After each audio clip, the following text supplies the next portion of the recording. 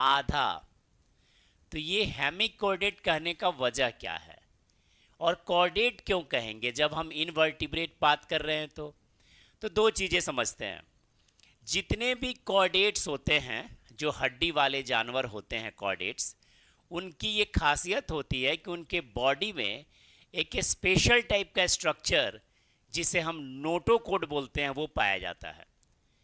इसी notochord, code का मतलब होता है स्ट्रिंग, इसी नोटोकोड की वजह से कॉर्डेट्स नाम पड़ा है। और नोटोकोड का पाया जाना कॉर्डेट्स का एकदम मान लीजिए यूनिक फीचर्स है।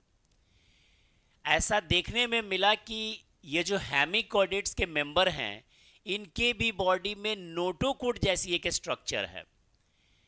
एग्जैक्टली नोटोकोड नहीं है, पर नोटोकोड जैसी एक स्ट्रक्चर थी जिसका नाम था एस्टोमोकोड। अब इस एस्टोमोकोड की वजह से ये आधे अधूरे हेमिकॉर्डेट कहला गए। वैसे अगर ओरिजिन वाइज देखिएगा तो मैंने कहा कॉर्डेट का सबसे इंपॉर्टेंट कैरेक्टर है नोटोकोड। तो नोटोकोड एम्ब्रॉयनी के स्टेज में मीजोडर्म से डेवलप होता है, मिडिल लेयर से। लेकिन अगर एस्टोमोकोड की बात करें तो ये एक तरीके का इंडोडर्मल ओरिजिनेशन है इसका, ये इंडोडर्म से ओरिजिनेट होता है। तो नोटोकोड तो ये है नहीं, लेकिन नोटोकोड जैसा है, इसकी वजह से इस फाइलम का नाम पड़ गया हेमिकॉर्डेट्स यानी half chordates. Why it is called half chordates?